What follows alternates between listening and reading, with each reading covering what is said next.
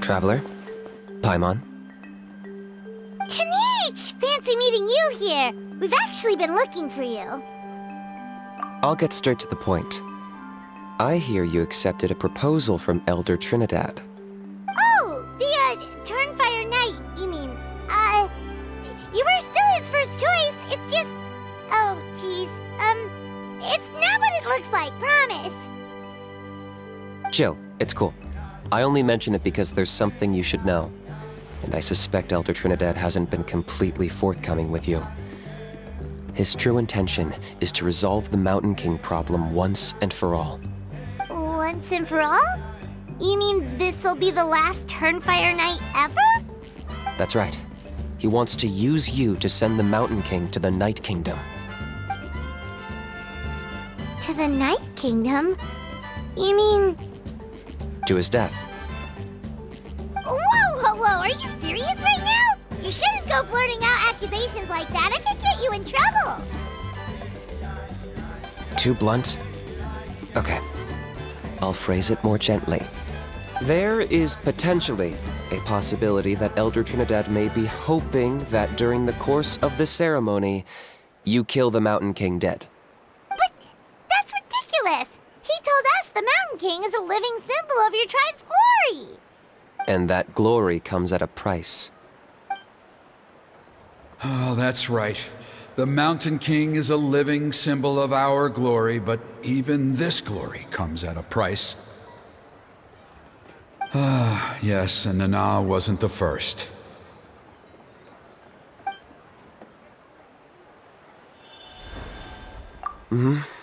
She likely won't be the last to lose her life either. Still, is killing the Mountain King really the only way? It seems so extreme! The Mountain King is a unique case when it comes to abyssal contamination.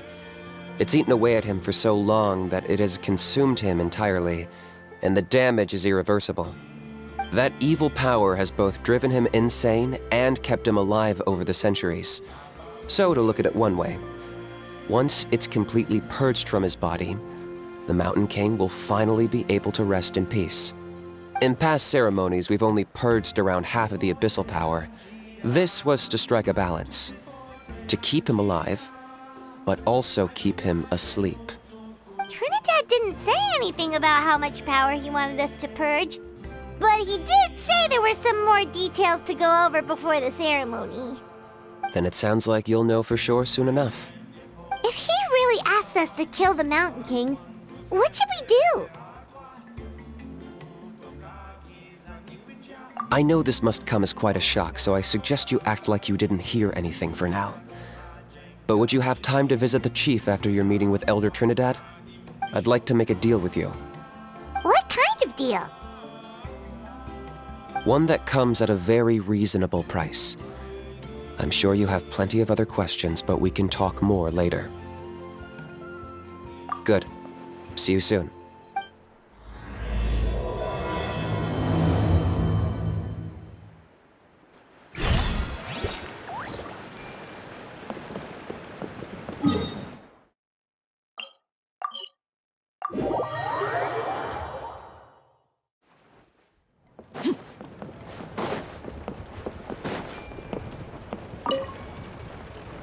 Ah, mighty Outlanders, you have returned.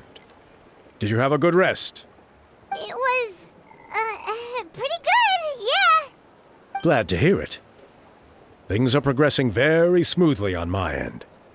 Many of the elders have heard of your heroic deeds, including the chief. They all speak very favorably of you. There are still those who insist that the ceremony should be performed by the bearer of the Malipo name. But they're just stuck in the past. We need to move with the times. Plus, Kinich doesn't want to do it anyway.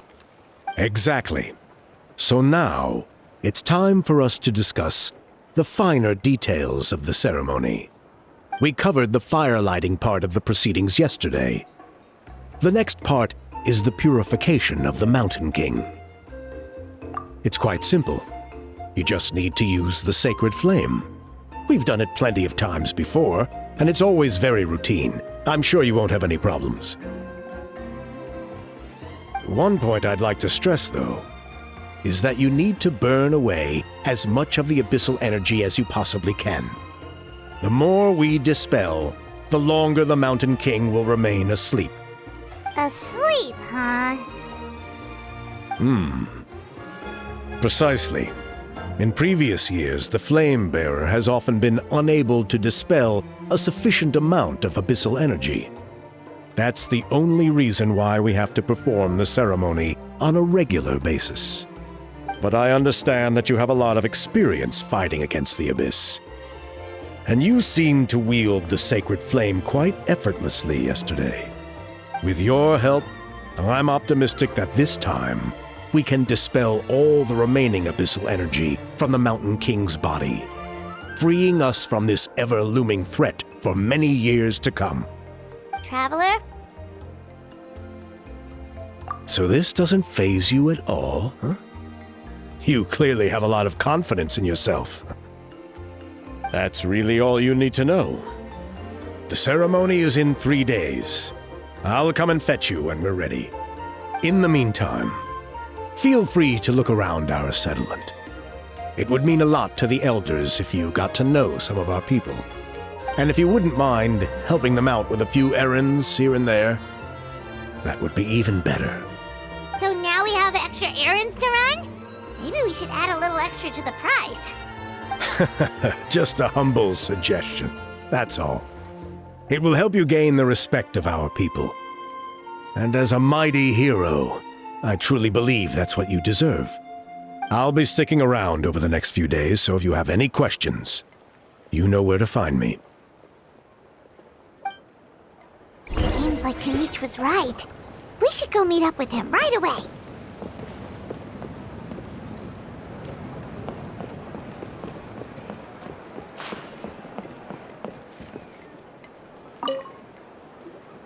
Huh, you're here. Kinich! Elder Trinidad said that... I can tell. It's written on your faces. Is that the Traveler in Paimon? Forgive me for not being there to welcome you on your arrival. That should have been my duty as chief. Hello, Chief Waina. I only heard the news from Trinidad yesterday, so I asked Kinich to invite you over for a quick chat. I believe Kinich has already filled you in, so I'll get straight to the point. Firstly, I fully endorse your appointment as flame bearers for the upcoming Turnfire Night. However, I would like to request that you take steps to ensure the Mountain King's safety. Every child of our tribe grows up hearing the tales of our heroes, from Yupanqui the Firebringer to Burkina and the Mountain King who fought against the Abyss. This is our history and our heritage, the source of our pride and the center of our faith. To kill the Mountain King would be to destroy our spirit. I would never be able to face our ancestors in the Night Kingdom.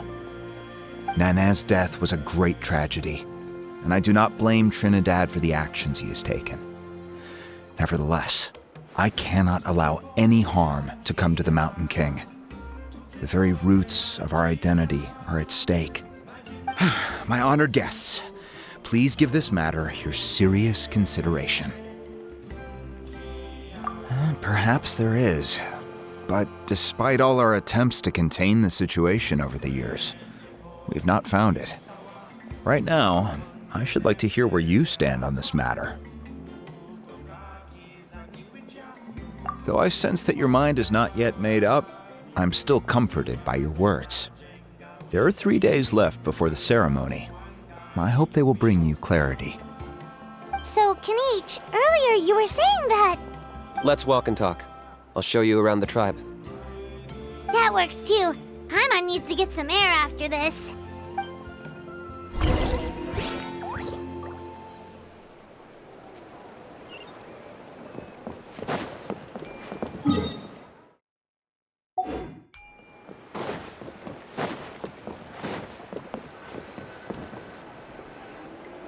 Kinich, Paimon finally understands why you turned Trinidad down. You knew what he was planning, didn't you? That's why you didn't want to be the Flamebearer this time, because it's a double-edged sword. The whole Mora thing was just a sneaky excuse. Double-edged sword is right. But my response wasn't merely an excuse. To solve this exceptional problem, an exceptional price must be paid. I'm working on it. Really? Well, come on then, let's hear it. In a moment. Didn't you have a question you were about to ask me? Oh, yeah. What was it again? Oh, right. We need to talk about How. He's completely unhinged. I agree that he has a problem. He needs disciplining, so I hired him a teacher. You got him a teacher? Oh, Paimon would love to see him get scolded for bad behavior. Anyway, moving on. When we ran into a How, he said you two were investigating some abyss thing together. Is that related to the whole Mountain King situation? Yes, that's the angle I've been working on. I'm a Saurian hunter, but I occasionally hunt the abyss too. One time I was pursuing some purple demonic dogs when I accidentally entered a hidden space. I did some research after the fact.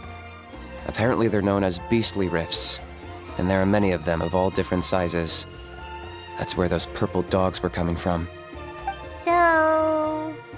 So, if we can locate one of these beastly rifts, clear the monsters out, and move the Mountain King inside, he'd be able to continue living, but without posing a threat to the tribe. Whoa, that sounds kinda crazy.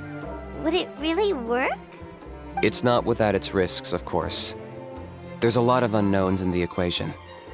For instance, for all we know, a prolonged period inside the rift could make the Mountain King's condition worse. Still, we desperately need something like this, even just as a temporary measure. You've seen the conflict the issue is causing in our tribe for yourselves, and believe me, it's been a long time coming.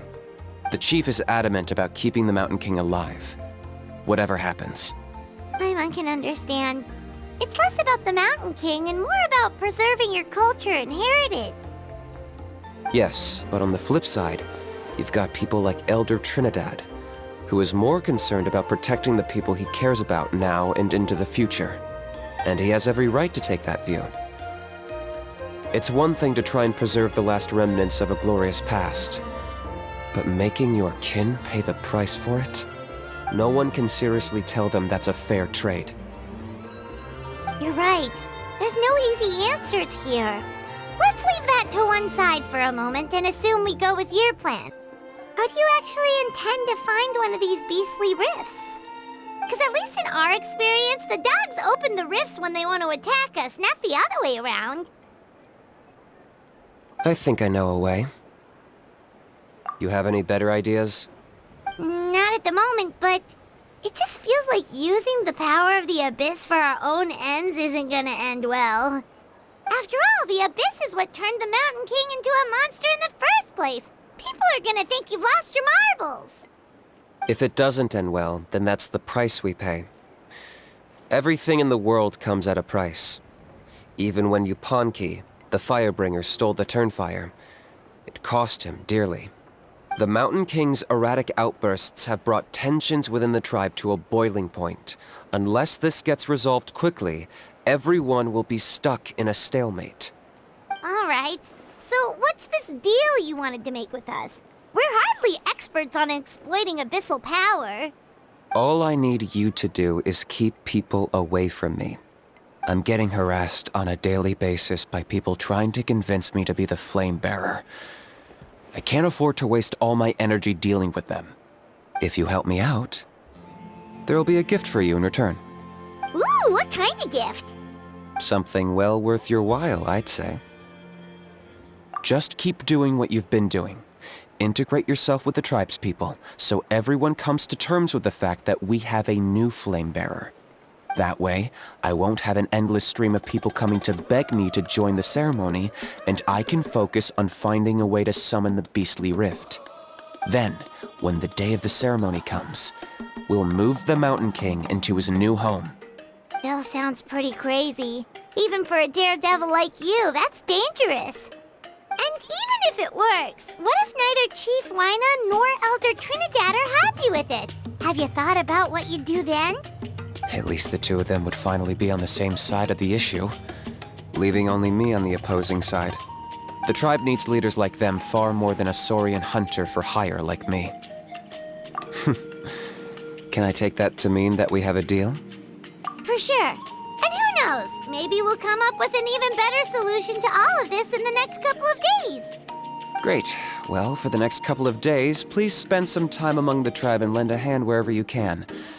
I'm sure everyone will be swept off their feet when they meet our new flame bearer. Good luck to us both.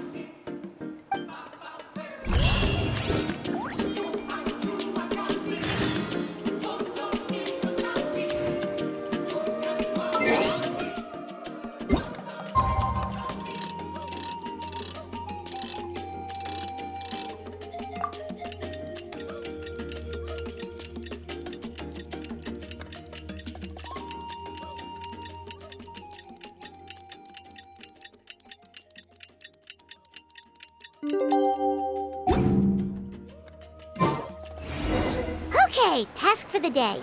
Meet the tribe's people and take some heat off of Kinich's back.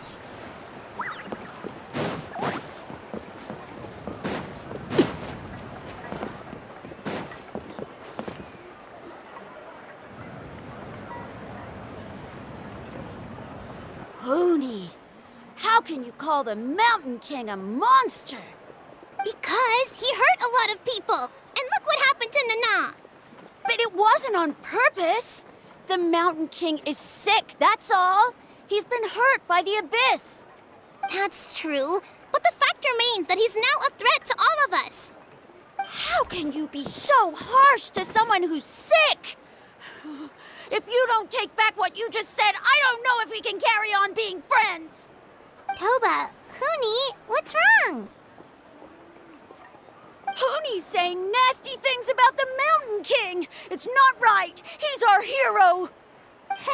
Once upon a time, maybe, but not anymore. Yesterday, maybe, but not anymore. Toba? Fine. I guess my dad is right. Things change, and you just have to accept it and move forward. As of today, our friendship is over. There's no going back. Oh, come on, cut it out, you two. We have some great news to tell you.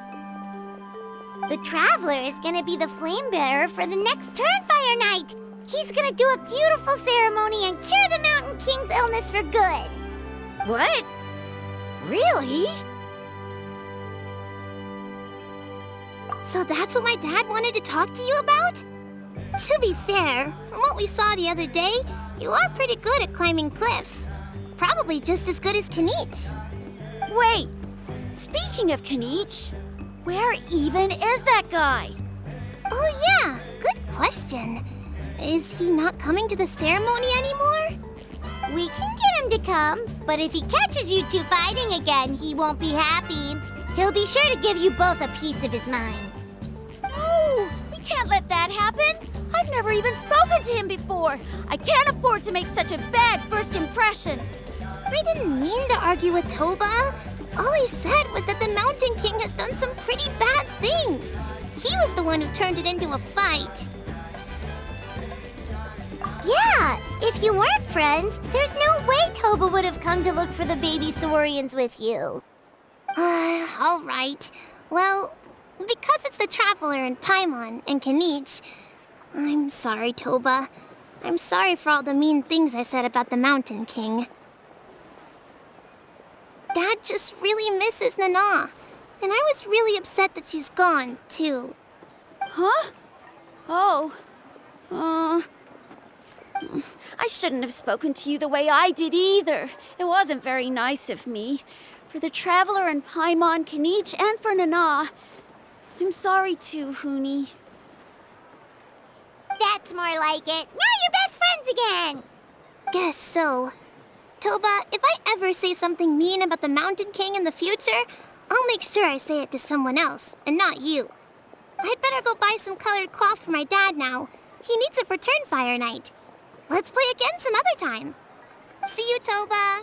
See you, Traveler and Paimon.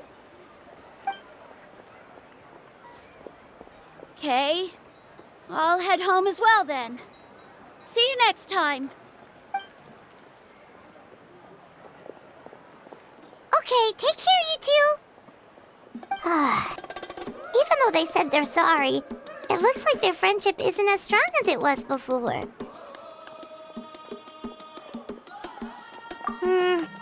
Let's just hope we can solve this once and for all. Come on, let's move on.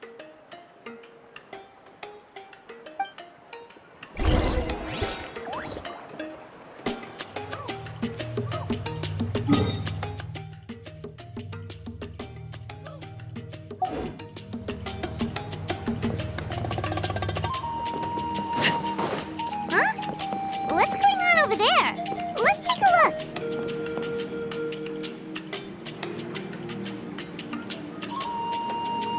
Hey there! What's happening here? A rehearsal for the Turnfire Night dance. Ooh, there's a dance involved? Paimon wants to learn too! You don't know it? Ah, I guess you're not from these parts, huh? It's rare to see a new face around the tribe these days. I thought everyone would be keeping away. Why do you say that? Because of the Turnfire Night, of course. The Mountain King could wake up at any time. That's why we're holding an emergency ceremony. This isn't one of those fun and games festivals. For outsiders, it might even be a little dangerous. Well, did you know that the Flame Bearer this time is actually gonna be an outsider? Oh, I did hear about that. It's a first for sure. I would have loved to meet them in person. What? Oh, it's you? Man, oh man. Well, this is a nice surprise. It's funny. I was just thinking that I'll probably miss out on meeting the new Flame Bearer since I'm not taking part this time around. Then suddenly, there you are. Must be my lucky day. You're not taking part in the Turnfire Night? How come? You're not an outsider too, are you? You must be joking. Watch this.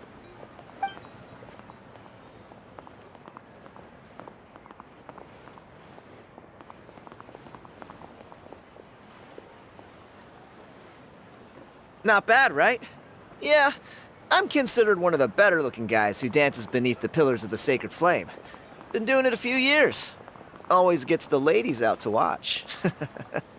Oh, very impressive. So why'd you quit? Well, I feel like the whole Mountain King situation is getting more and more precarious. It's just not safe here anymore. One of our elders' Saurian companions even lost her life not long ago. The question is, what are we going to do about this in the long term? But our leaders don't have any answers for us. They're probably too busy fighting about it amongst themselves. The way things are going, it's only a matter of time before it gets violent. So I figured, you know what? Now's as good a time as any to get away for a little while. Go do some exploring. You look a little disappointed. Disappointed? Nah, it's a great opportunity to go see the world. As every male scion of the canopy knows, wherever you are and wherever you go, the only way is forwards. We take pride in that. I won't forget my roots. I managed to get in touch with the Saurian Relics Association. They gave me a simple test. Find a decent quality relic, and they'll make me a member. What's the Saurian Relics Association? You've never heard of it? It's a group of amateur history enthusiasts who do research on the ancient Saurian era. They're all about collecting relics and remnants from that age. Speaking of which, the guy who was Flamebearer before you, I've heard that his Saurian buddy comes from that time. A how? A how's a relic from an ancient Saurian civilization? Oh, yeah, him. So you know those two already, huh? Then do you know how they met? It was deep inside some mysterious ruin, and they signed a contract there. The association folks say that the kind of contract usually comes with a huge hidden cost. Really? That sounds ominous. Who knows? But if it's true, Kinich can probably handle it. He knows what he's doing with weighing up contracts and costs and stuff. I doubt he'd make a contract that doesn't benefit him. Strangely enough, I actually happened upon a strange mural a while back, and it looked to me like it was depicting a Saurian and a human involved in some kind of Saurian-era contract ritual. Oh, does that count as a relic then? You bet it does. I was all ready to go take a picture of it and use it as my entry ticket to the association. But after all the abyssal activity recently, I heard that area's been overrun by monsters. The best laid plans, huh? I'll just have to wait and see if things improve. Or... you look like you know your way around a fight. I don't suppose there's any chance you'd be able to help? If all you need to get is a picture, that should be pretty achievable, right? The Traveler deals with monsters all the time. It's a piece of cake. Wait, you're seriously gonna help me out? Come on, it's no big deal. Compared to some of the things we've been roped into before, this is nothing. Pyro Archon above, you two have hearts of gold, you know that? You're the kind of people who could dive into the Turnfire deep in the bowels of the Night Kingdom, and it wouldn't burn a single hair off your head. Of course it is. All right, come with me. I'll show you the way.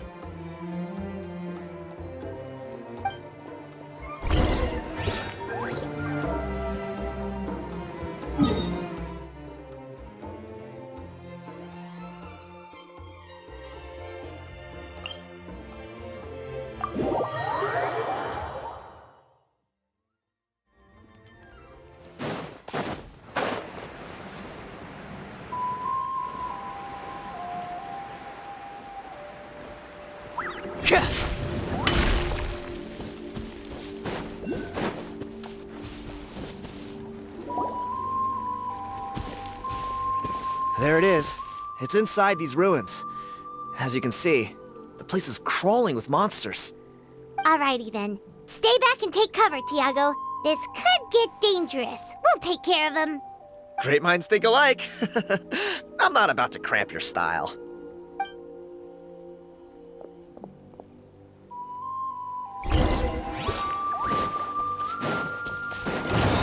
Overruled! Shine down! Inazuma shines eternal! Press to rebuild! There is no escape!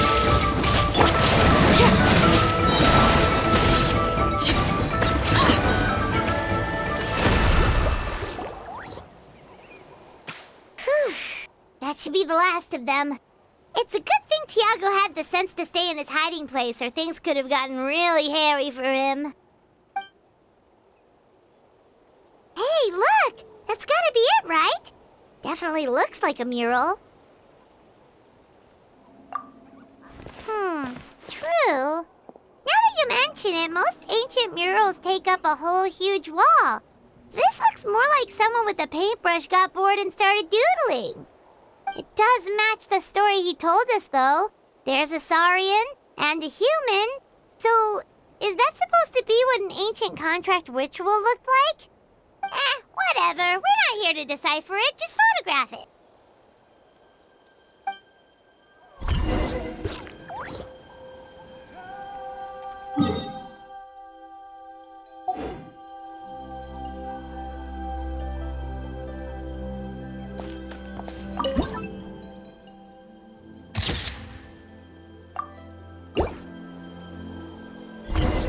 That's a wrap. Let's take it back to Tiago.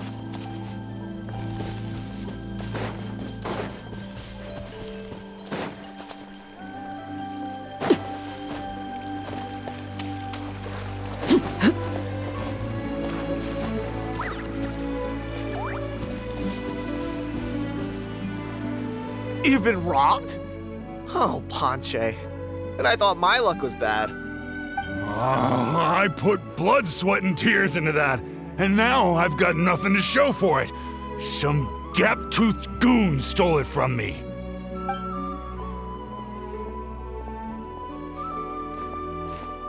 Tiago, is this the picture you were looking for? Let me take a look. Yep, that's the one. Pyro Archon above, you two are superhumans. Hey, Ponche, come and say hi to these guys. They're gonna be the new flame bearers, and they're tough as nails. Wait, are you the Traveler and Paimon? Huh? You already know each other? I don't think so. My nephew Toba's been telling everyone about you. He says you're crazy strong, super friendly, that you helped him out, and that you're gonna be our flame bearers this Turnfire night. Oh, so you're Toba's uncle. Great to meet you, sir. Sounds like we managed to make a bit of a name for ourselves. Toba's not wrong, my friend. These two are honestly some of the nicest, most genuine people I've ever met. Everyone speaks incredibly highly of them. Seriously, if you're comfortable telling them about what happened, I guarantee you they'll sort it out in no time. Really? All I want is to get the fruits of my labor back. Allow me to explain. Ponche is a well-known scholar within our tribe, author of the widely acclaimed book, Yupanqui's Turnfire. Unfortunately, the book was stolen by a treasure hoarder a few hours ago. I spent years of my life researching that book. I visited every last ruin, interviewed every descendant of every hero in our history. On the word Malipo alone, I covered at least 5 different interpretations of the meaning based on accounts from different villages. It was an unparalleled masterpiece. And now it's all gone. That little goon ambushed me during my morning walk. He snatched all of my belongings, including my entire manuscript. That book was everything to him. It's like they robbed him of his soul when they took it. Look at him. Lost and listless. He's a shell of the man he was. Dear honored guests of our clan, I am but a helpless old student. If only for Toba and Tiago's sake, please help me, I beg of you. See what I mean, Ponche? Now you've run into these two, your luck's about to change, big time. I don't know if he's still there, but come on, I'll take you.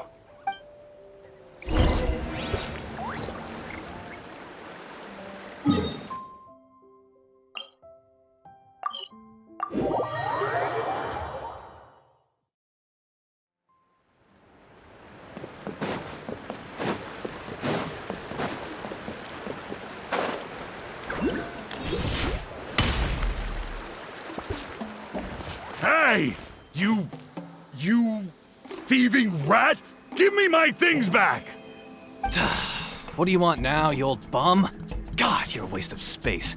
Prepare to get shoved butt first into a tree hollow. Oh, what's this? Brought a little bodyguard with you, huh? All right, let's see what you've got. What's this? Eat dirt, suckers!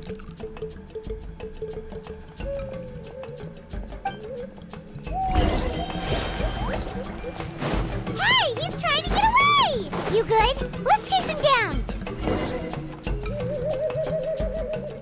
Stop, please! By all the warriors, heroes, gods, and kings, I can't run any longer. Please, I don't have your stuff anymore. Have mercy. Oh, yeah? Well, where is it then? I threw it away. You threw it away? The old bum's bag didn't have a single mora in it. Just a tatty old book, worn out pens, and some old rags. All that time lying in wait was for nothing. I was so mad I just threw all of it away. Is that really the truth? Okay then, where did you throw it away? The same place you found me. Look, I swear on the Pyro Archon it's the truth. May all my worldly possessions be turned to ash by Turnfire if I'm lying. Okay, that's a pretty strong oath. What do we do now? It sounds like he's telling the truth. Right, let's hope nobody gets to the book before we do. We'll never get it back then.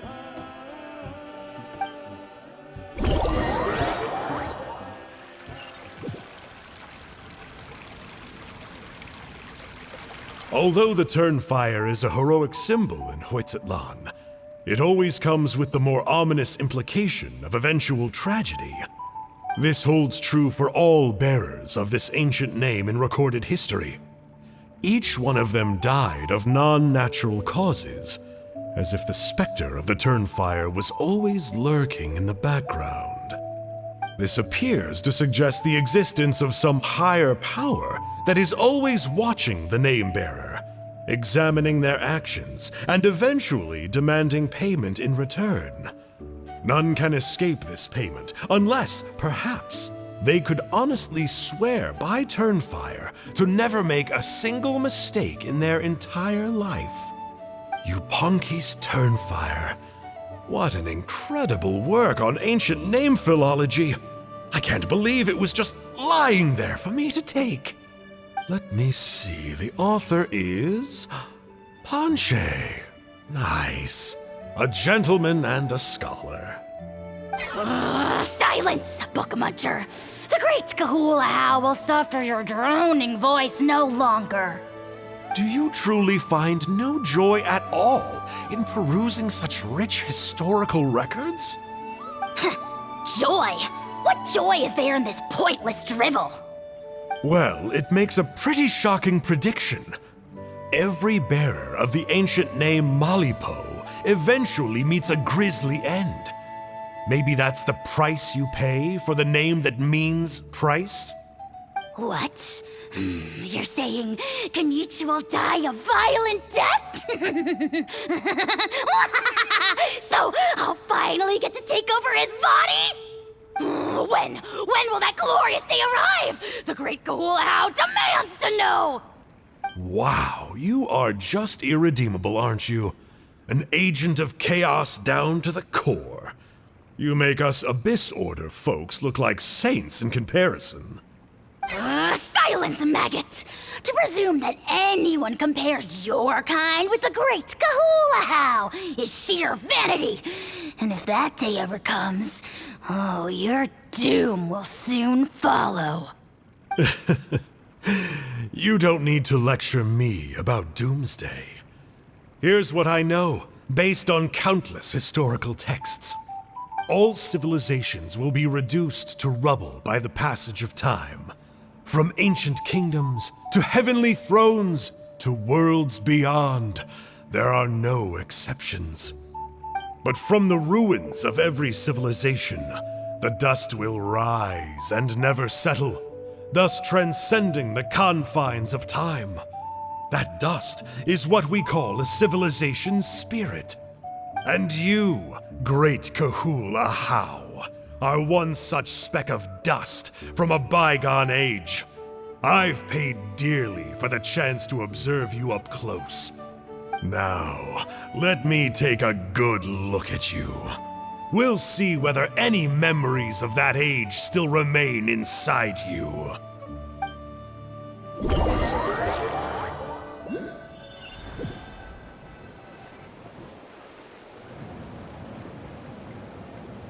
We're so sorry, Mr. Panche, but we couldn't find your manuscript anywhere. Does that mean all of my hard work was for nothing? You gotta stay positive, Panche. You might have lost the book, but the brains behind it are still intact. Surely you remember the main points at least?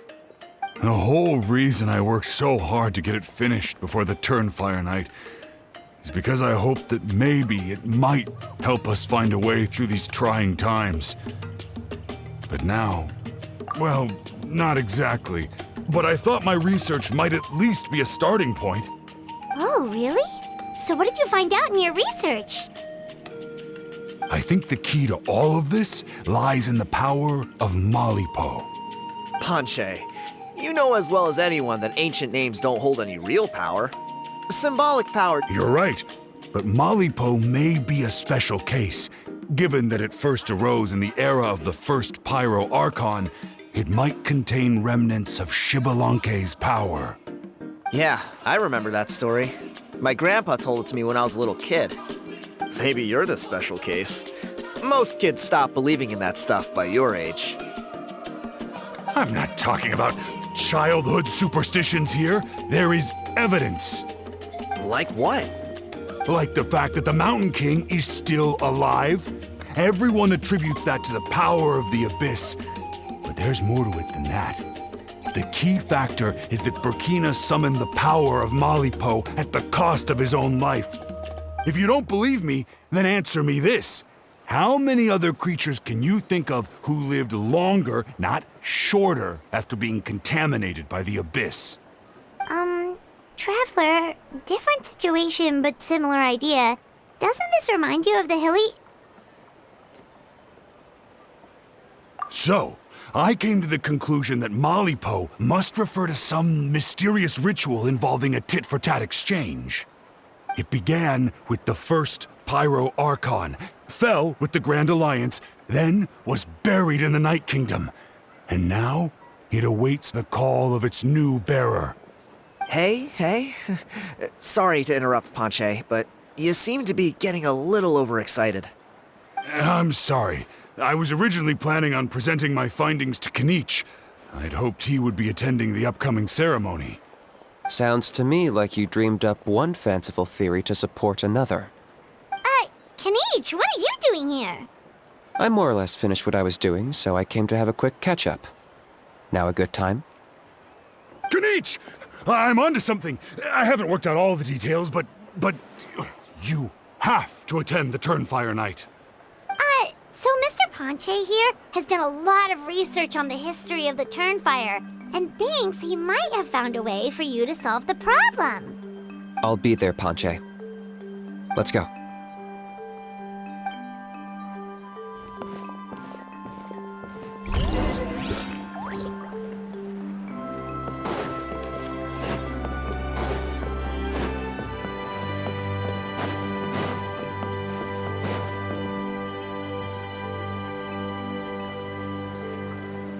Here will do. Yeah. I'd like your help giving it a trial run tomorrow. If that works, we have our plan. Sounds like you're not considering Ponche's idea.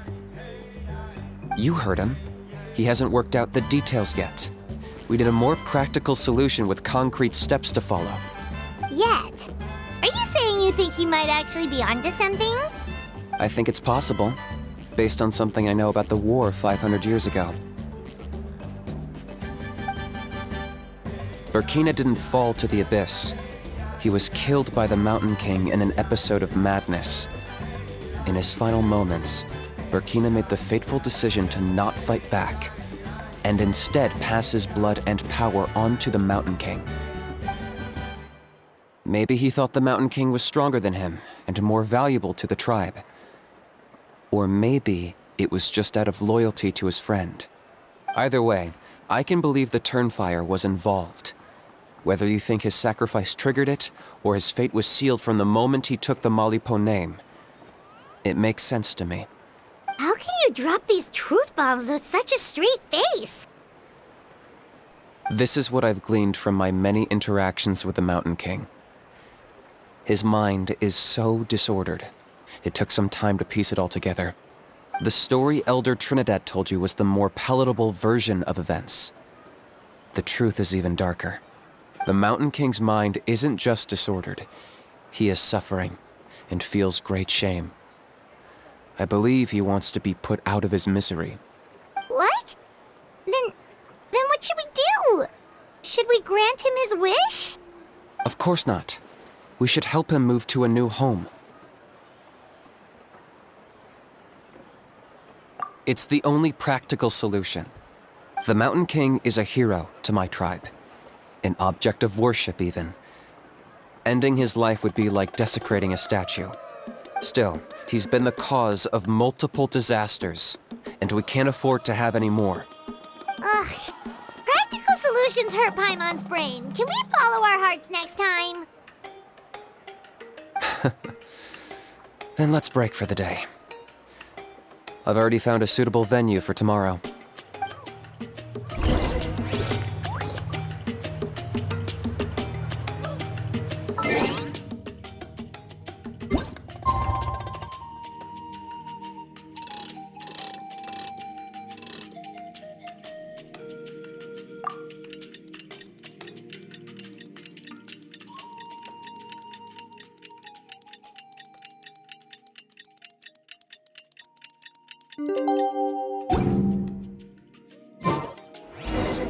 the children be up to?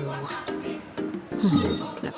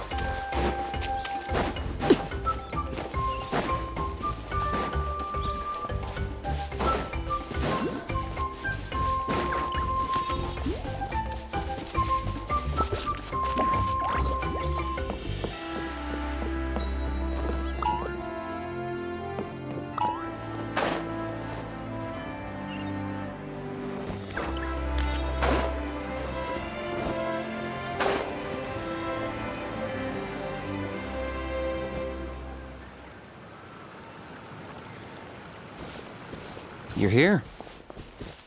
Very punctual. Oh, so the gruesome twosome come crawling back. Here to make amends after the gross irreverence you displayed last time? Very well. The almighty Dragon Lord Kahula How shall grant you the audience that you seek. Now pucker up and kiss our feet. Kinich, didn't you say you found him a teacher? He's just as out of control as ever! Hey! No one gets to discipline the almighty Dragon Lord Kahula How! No one! Maybe because I've never had a gentle-natured companion like Paimon to compare against. Is that a compliment? Yeah, I see what I'm missing out on now. And it's a lot. Kinich! Ugh! We could drown this measly flying ant in one droplet of spit! How dare you compare her to the almighty Dragon Lord Kahula How! Oh, just wait till I possess your dead body! I will commit heinous atrocities! Tear down your legacy! Destroy your reputation! Wreak havoc on your... Ugh!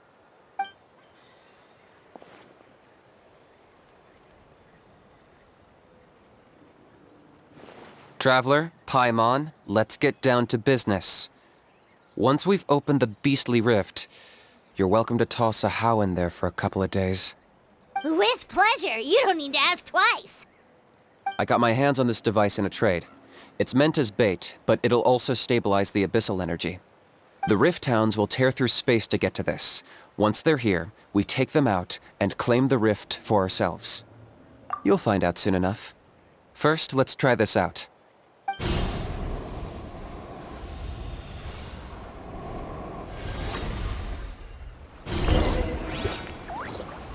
They'll tear you to pieces given half the chance, so be careful.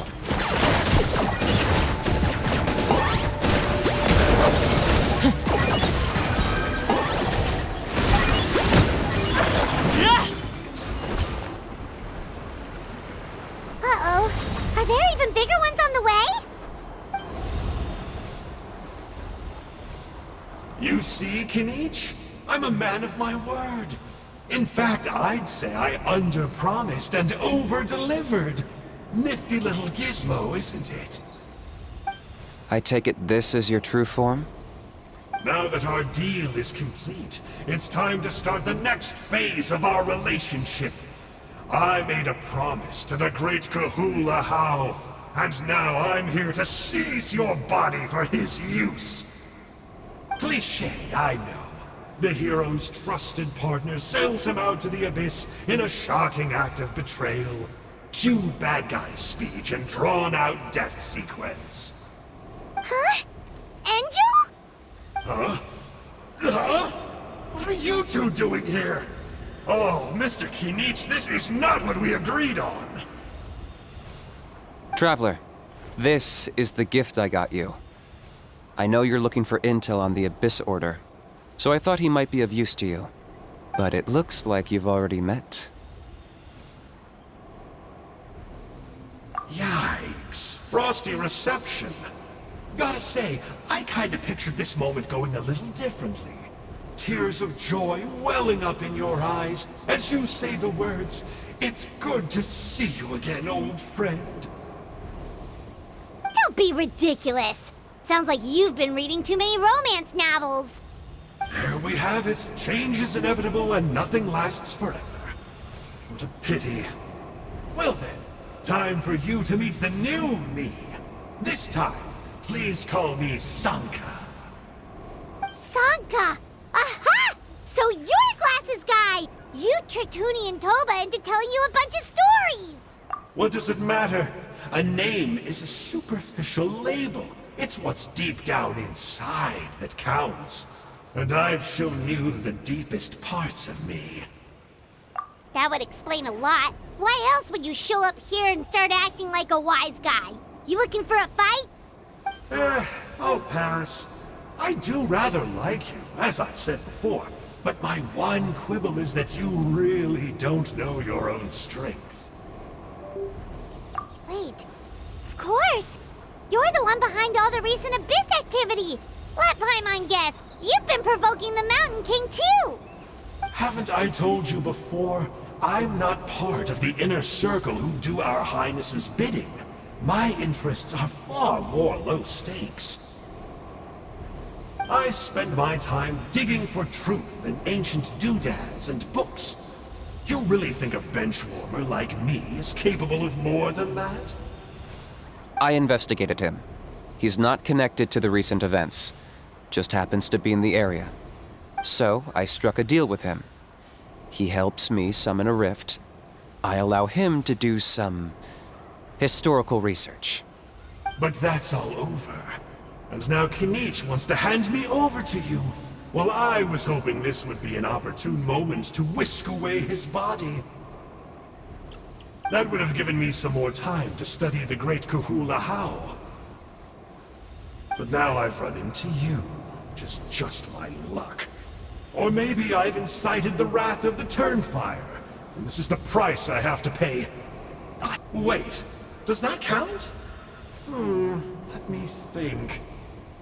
How? You are the worst of the worst! Colluding with the Abyss Order against Kinich? How could you betray your partner?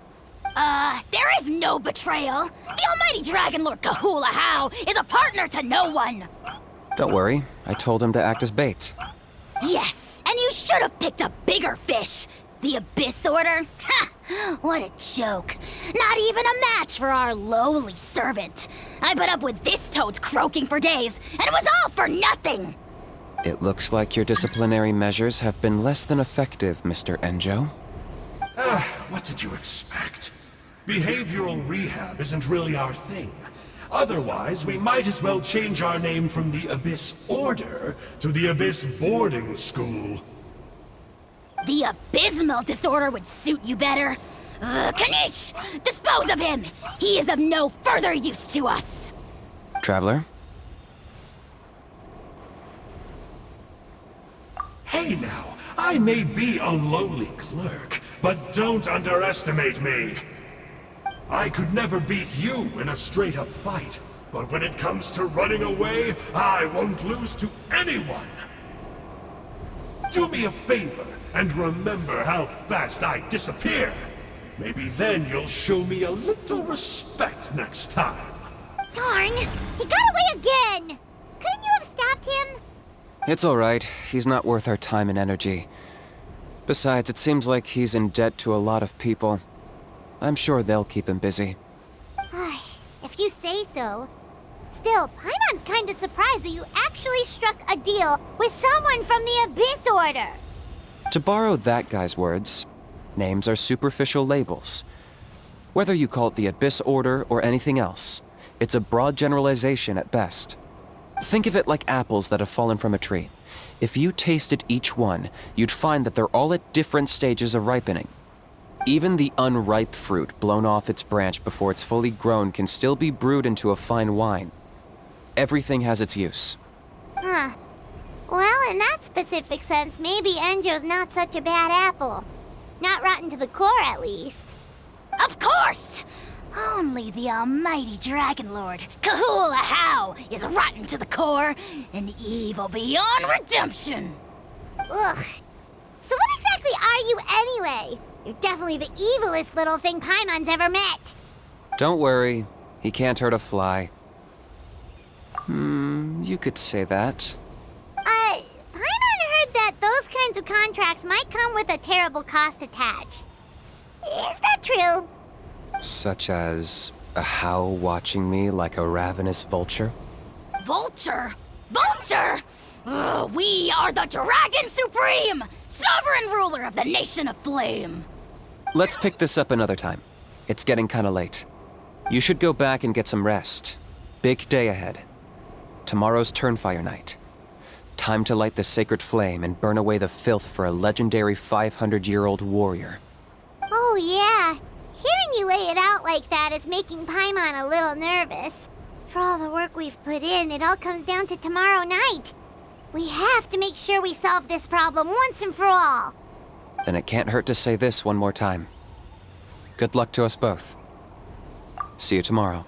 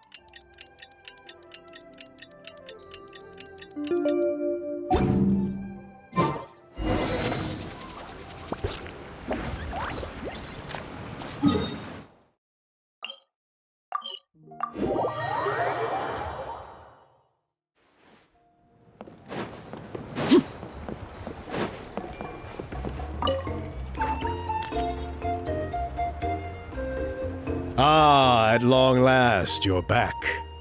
I hear that you've done much for our people these last few days. Everyone has nothing but praise for you. Many young people have heard the rumors too. They're all eager to meet our new flame bearer. Well, they won't have to wait for long. It's almost time for the ceremony. We really hope we can resolve the Mountain King situation quickly and smoothly.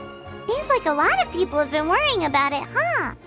Haha, well, it's nearly time. So, if you're ready, then follow me to the ceremony site.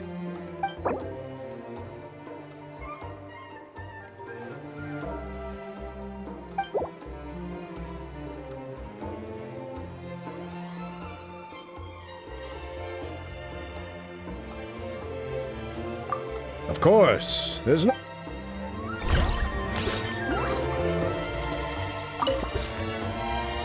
Shall we go? Off we go!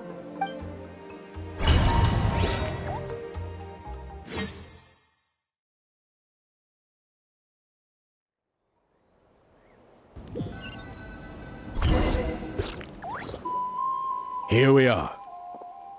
Our honored guests have arrived. I have heard much about your fine work over the past few days. I hope you'll allow us to thank you properly after tonight's ceremony. Don't worry about it. Getting this huge venue ready must have been a huge task. No need to make extra work for yourselves on our account. If it means getting the Mountain King issue resolved, no cost is too great to bear. A resolution will come in due course, but every great fire starts as a tiny spark. We must take it one step at a time. No one would disagree with you if that were possible, Chief. But it's been far too long since we've seen a real step forward. Look around you. Can't you see how our numbers have dwindled since the last Turnfire Night? The ceremony was arranged on short notice. Many are away from home and could not make it back in time. That may be so, but still... Good evening, Traveler in Paimon. Kinich! Not a moment too soon. Chief Wayna, Elder Trinidad, could you give us a minute? I'd like to give the Traveler a few pointers as the previous Flamebearer. Very well, but make it quick. Let me know when you're done, and we will begin the ceremony. Let's step to the side. Has anyone gone over the key steps of the ceremony with you yet? Yeah, Elder Trinidad did, but, Paimon seems to have forgotten them? What a surprise! The flying ant has an ant-sized brain. If you don't want your tongue to be burned off by the sacred flame tonight, I suggest you stay quiet. See those sacred flame pillars? Once you've lit the fire, go light each one up in turn. Once that's done, head down into the cave where the Mountain King slumbers, light the braziers along the way, then bring the flame to the final altar. Then the ceremony is complete. That sounds simple enough. The process isn't complicated, but remember, you mustn't turn back at any point. If you miss a pillar, you can't light the next one, then come back to it. You have to keep moving forward, or it's seen as disrespecting our ancestors. If that happens, you won't receive the blessing of the Turnfire, and you'll have to start over. I made you a diagram that summarizes the steps. Take a look.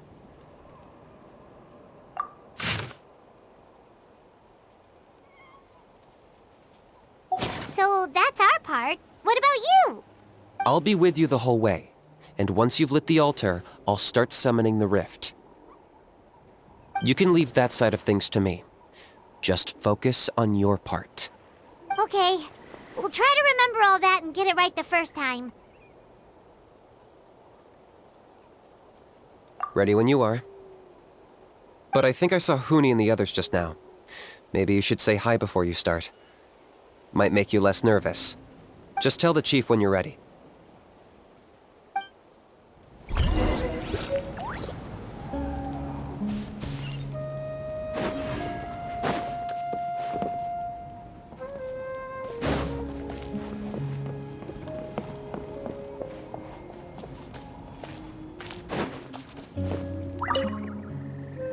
Mr. Traveler, you look so cool today! You're gonna make sure the Mountain King never threatens us again, right? I believe in you. I'll be cheering you on the whole time.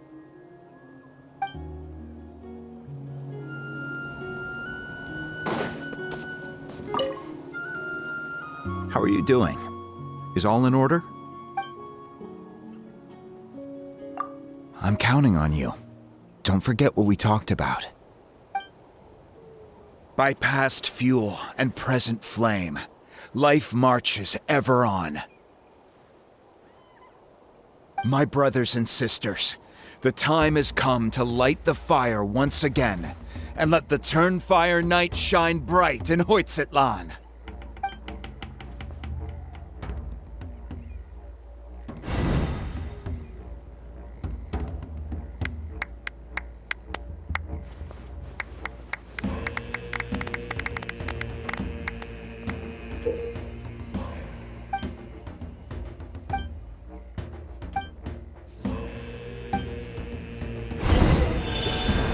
Go get the sacred flame.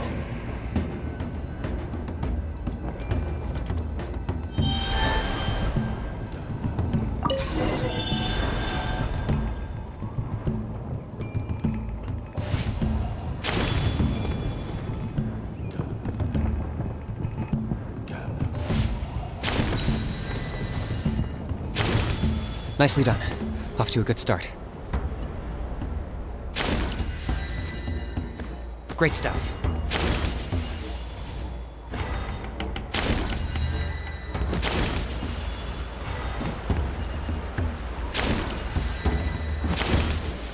You're over halfway. Keep it up.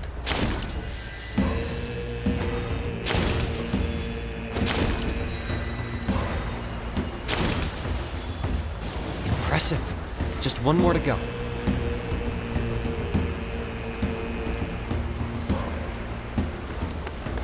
Come on, one last push. The final sacred flame pillar is up ahead.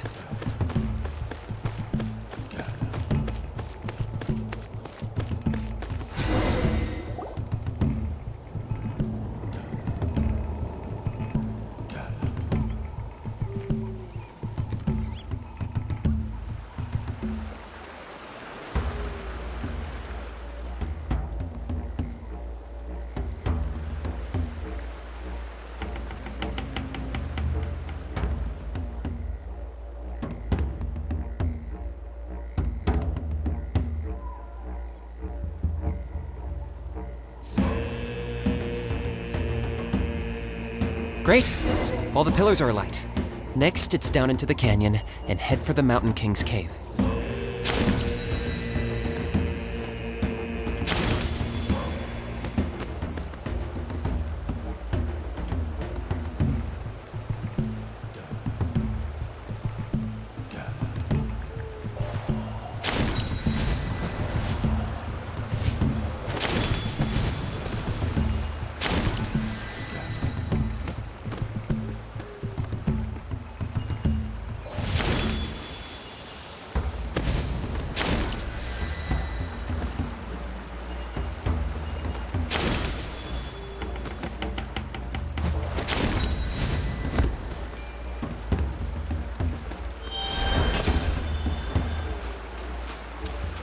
Almost there. The cave is just up ahead.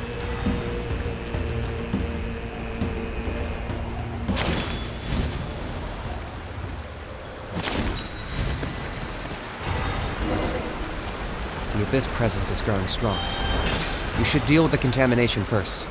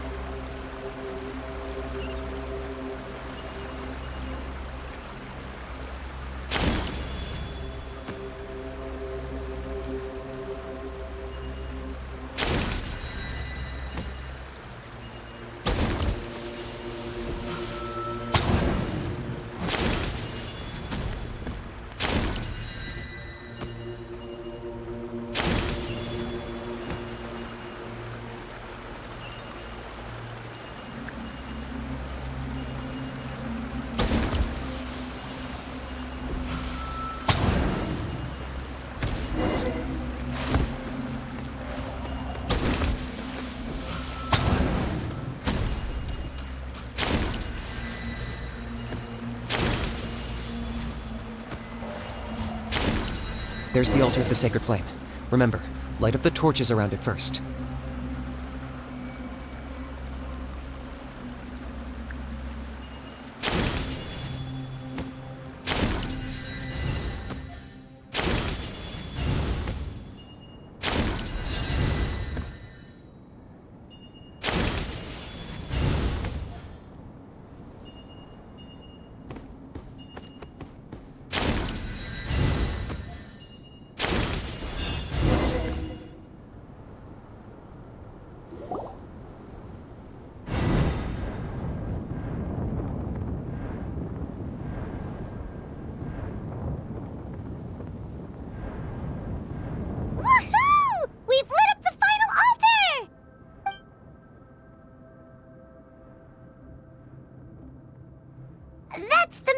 up ahead, right? That's him. Kangamato, king of the Yumkasaurs from 500 years ago. He's very powerful. Paimon can tell. He's huge. Let's tread carefully. We don't want to wake him up. You've made it at last. You did even better than I expected. Traveler, now comes the final and most important step of the ceremony. Please use the power of the sacred flame to cleanse the Mountain King of abyssal filth. There's no need this time.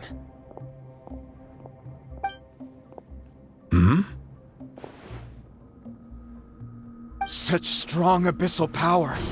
What is that thing? Kinich, what is the meaning of this?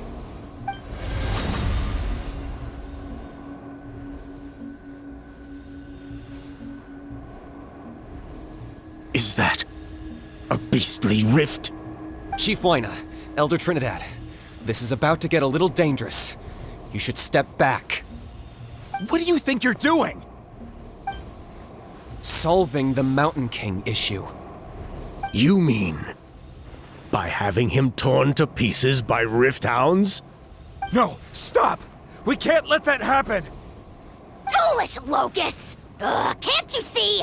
We're trying to shove your Locust King into the beastly rift! But... I'm sorry, Chief Wyna and Elder Trinidad. This is the only way. Can you promise me that no harm will come to the Mountain King? I can't guarantee it, but I'm fairly confident. Traveler, this is not what we agreed on. You must cleanse the Mountain King of every last trace of abyssal contamination. Okay, I see what this is. You've been in cahoots this whole time.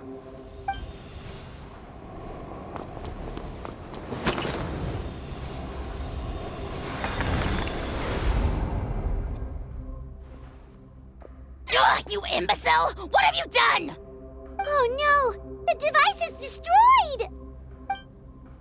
You forced my hand. I had no choice. Elder Trinidad! What are you doing?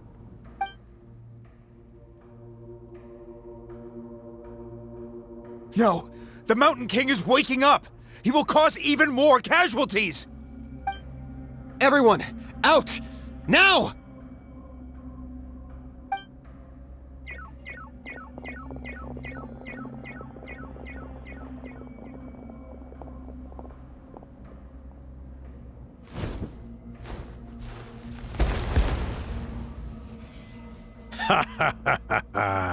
It seems there is only one way to awaken you all from your willful blindness.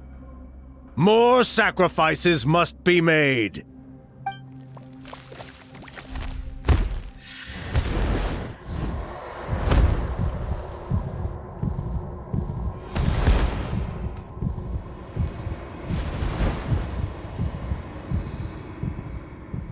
Take me, O Mountain King!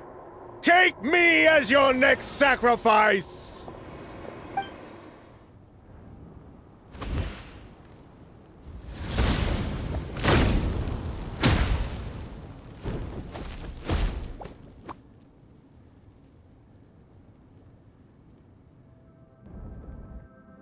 Everyone's still outside.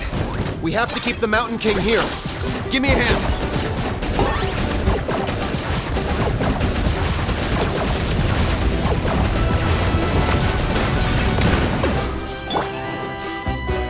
Witness my rise. Shine! Watch out for the fruits he's spitting out. You can use those against him.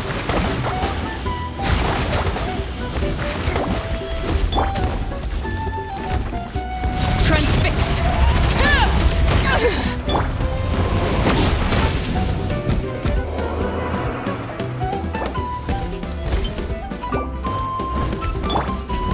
Torn to oblivion! Uphill battle! Hold the line!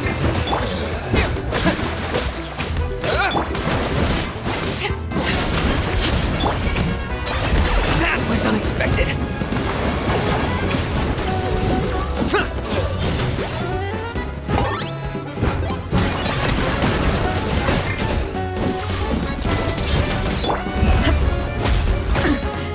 absurd! There is no escape! Rest and rebuild! Laid bare. Yeah, that's it!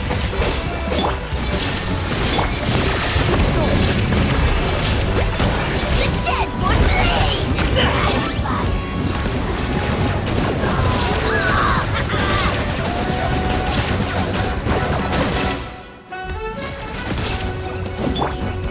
Inazuma shines eternal!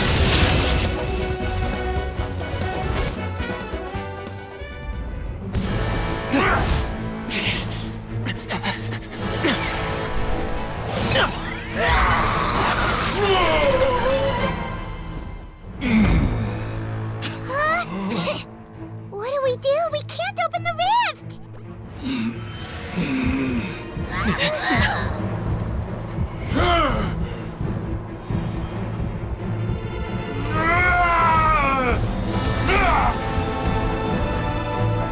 Kill me! Put an end! Points at launch! Shame!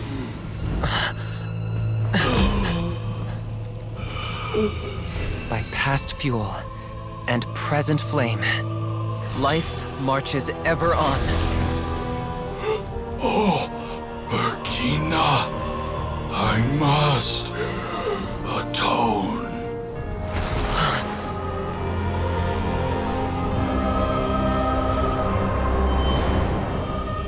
Patience. We will answer to the fire for all our deeds. Even if one day I fall behind, never look back. Keep moving forward, as we are now.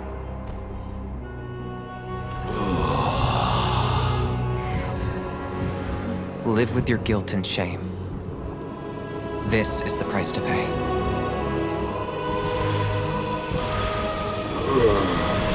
Heir to the Turnfire, please use my ruined vessel to train the heroes of the future.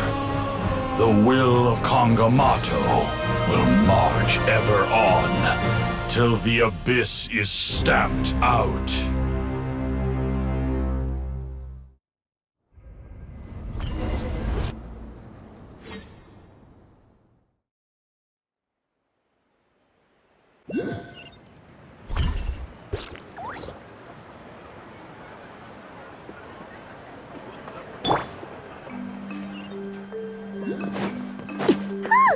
Pretty eventful day yesterday, huh? Paimon wonders how things are doing now. Let's go ask the chief! Traveler, you've come at just the right time. I have some good news for you. Trinidad's condition is stabilized. He suffered burns on much of his body, but we believe he'll survive. Guess that's the best news we could hope for. Paimon has to ask, is everyone in your tribe such a risk-taker? First Kinich, then Elder Trinidad? Is this the scions of the Canopy's adventurous spirit in action? We're simply not afraid to charge ahead into the unknown. He's fine. Don't worry. He's gone to check on the Mountain King. Something most mysterious has happened. After the incident yesterday, a transparent shell has formed around the Mountain King's body. We don't understand the mechanism behind it, but the shell appears to insulate him against the influence of abyssal power. It is somewhat akin to a scab, in that it stops the abyssal energy within him from bleeding out, while also preventing further abyssal energy from seeping in and infecting him. We've never seen anything like it. The tribe's most senior elders believe it was caused when he was burned by the sacred flame, similar to the way burned wood becomes charcoal. I think their theory makes sense. After all, we've never thrown the Mountain King directly into the sacred flame before. Wow. So it's made a barrier against abyssal energy? That's a good thing, right? It's practically a miracle from what we've seen of it so far. It means that the Mountain King's level of abyssal energy is now stable. No longer will we need to perform an annual cleansing ceremony. Wow, that's amazing! I know what you're thinking. The young people in the tribe are already speculating that yesterday's ceremony was a Turnfire night like none other in our history. Because you and Kinich, you summoned the very flame that appears in our ancient legends. A great transparent ball of fire. And that fire is what saved the Mountain King. Oh, so that was the real Turnfire? I may be the chief of this tribe, but I've only ever known the Turnfire as a concept in our legends. I cannot answer that question. If anyone can answer it, I suspect it would be the bearer of the Malipo name. He is in the Mountain King's cave as we speak. Ah, so Kinich then. Why don't we go see how he's doing?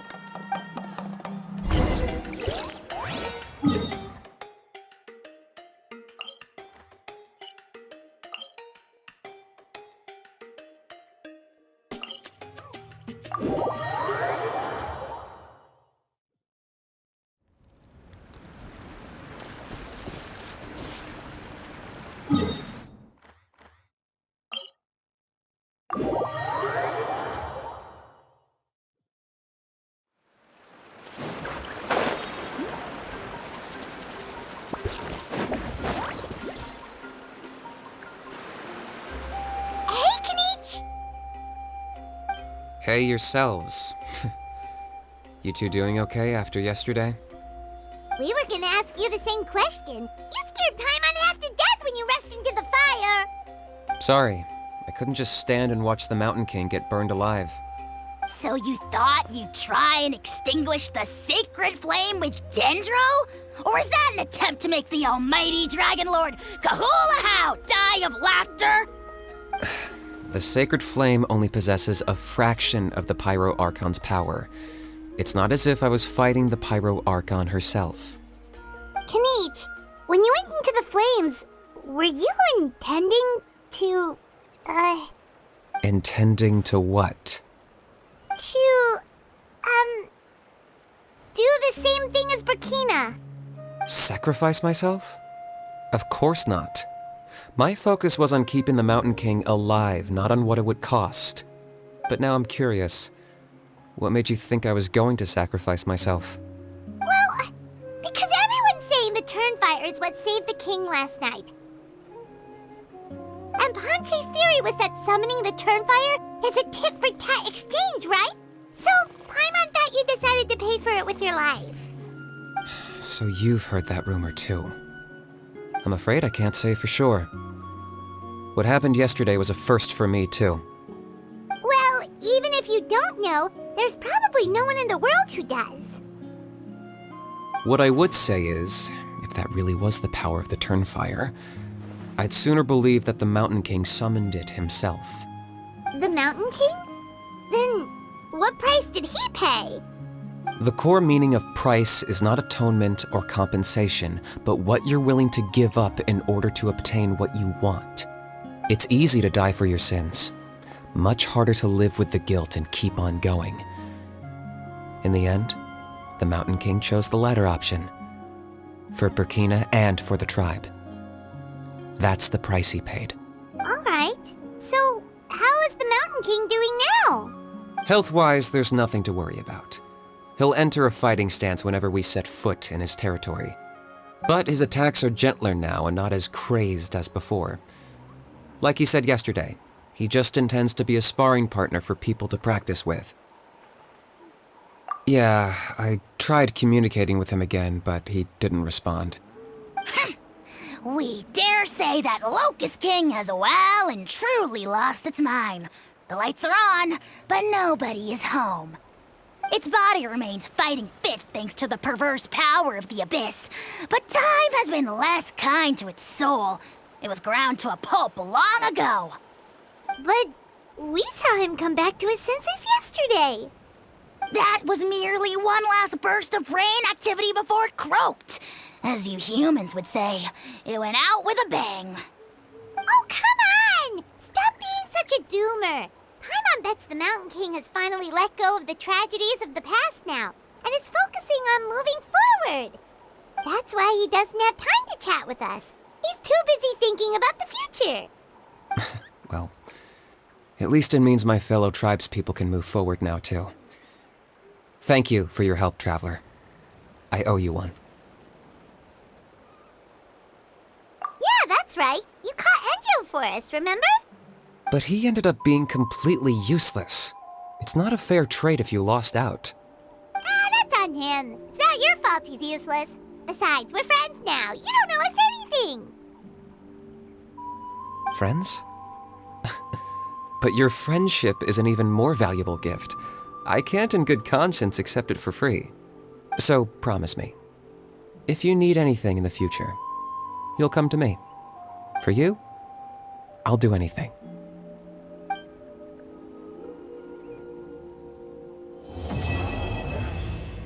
In the end, only poor little Huni got the sad ending.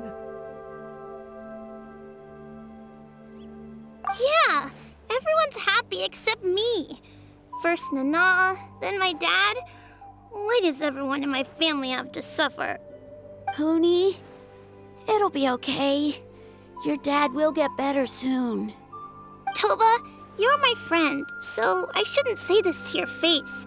But it was all the Mountain King's fault. Huh? Now hold your horses, kiddo. If you promise not to fight, Uncle Sanka will tell you a story.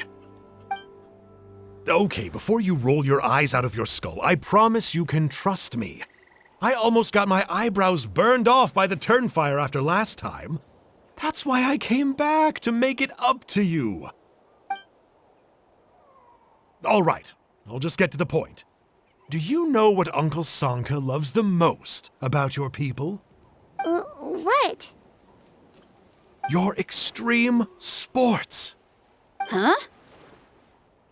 On my first day here, I got hit by someone falling out of the sky. I believe you call it bungee jumping? It's a dangerous sport, to be sure, but the courage it took to make the jump impressed the heck out of me. So, I introduced myself to the jumper, we made friends, and I even helped treat her wounds. Oh, such a nice friend. Of course. Anyway, the good times didn't last, because I got captured by a powerful foe, so we had to part ways for a while.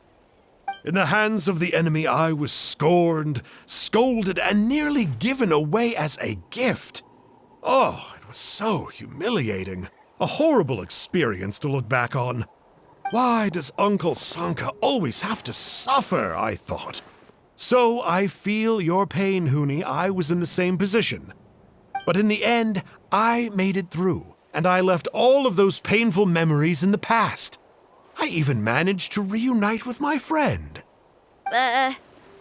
Is that it? The moral of the story is to look forward in life, right? Yeah, we've heard that one millions of times. Sorry, Uncle Sanka, but you're not cut out to be a teacher. Very smart, Huni, but not quite smart enough. What I'm trying to tell you is that after I reunited with my friend, I found her injuries were all healed, but she really missed her family. So, I thought you might like to see her too. She's right behind you. Turn around and see.